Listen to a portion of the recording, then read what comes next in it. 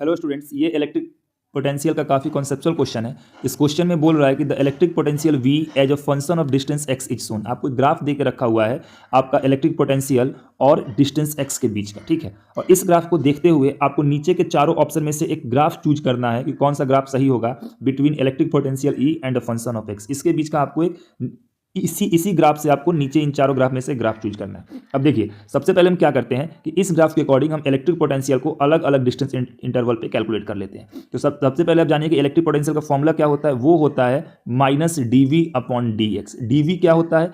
dv जो आपका होता है ये होता है चेंज इन इलेक्ट्रिक पोटेंशियल, और dx क्या होता है? ये होता है चेंज इन डिस्टेंस। तो सबसे पहले हम डिस्टेंस इंटरवल लेते हैं 0 से 2 के बीच में। तो यहाँ पे देखेंगे कि 0 डिस्टेंस पे इलेक्ट्रिक पोटेंशियल का वैल्यू कितना था? 0 था।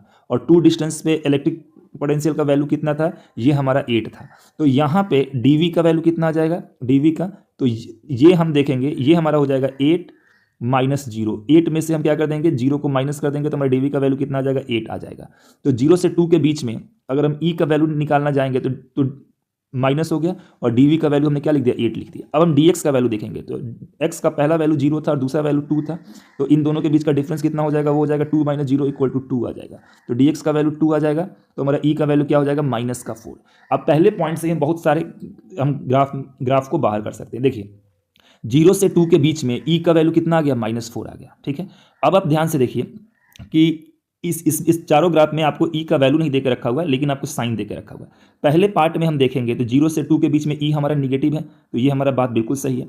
अब एक चीज आप लोग और भी ध्यान रखिएगा कि जो e का वैल्यू होगा वो 0 से 2 के बीच में कांस्टेंट ही होगा। याद है, e का वैल्यू कभी भी आपका चेंज नहीं होगा, वो वैल्यू कांस्टेंट ही होगा, -4। सेकंड में देखेंगे तो सेकंड में e का वैल्यू प्लस है, ये हमारा रॉन्ग हो जाएगा, क्योंकि e का वैल्यू हमारा क्या आना चाहिए? -4 आना चाहिए। थर्ड केस में भी देखेंगे तो 0 से 2 के बीच में e का वैल्यू प्लस है, तो ये भी हमारा रॉन्ग हो जाएगा। फोर्थ केस में भी अगर हम देखेंगे तो e का वैल्यू हमारा प्लस है, तो ये भी रॉन्ग हो जाएगा। मतलब 3 ऑप्शन हमारा इलिमिनेट हो गया, क्योंकि तीनों में e का वैल्यू क्या दे रखा है? पॉजिटिव दे रखा है, जबकि 0 से 2 के बीच में e का वैल्यू क्या था? -4 था। तो हमारा ऑप्शन ए हमारा बिल्कुल सही हो जाएगा। अब थोड़ा सा हम आगे भी इसको आप चेक करना चाहे तो चेक कर सकते हैं। 2 से 4 के बीच में, 2 से 4 के आप बीच में देखेंगे तो e का वैल्यू 2 पे भी 8 है और 4 पे भी 8 है, ठीक है, v का वैल्यू। तो यहाँ पर dv का वैल्यू कितना हो जाएगा? ये हो जाएगा 8 माइनस 8, और dv का वैल्यू 0 हो जाएगा, और dx का वैल्यू कितना हो जाएगा? 2 हो जाएगा, क्योंकि 4 और 2 का अंतर करेंगे तो 2 आ जाएगा।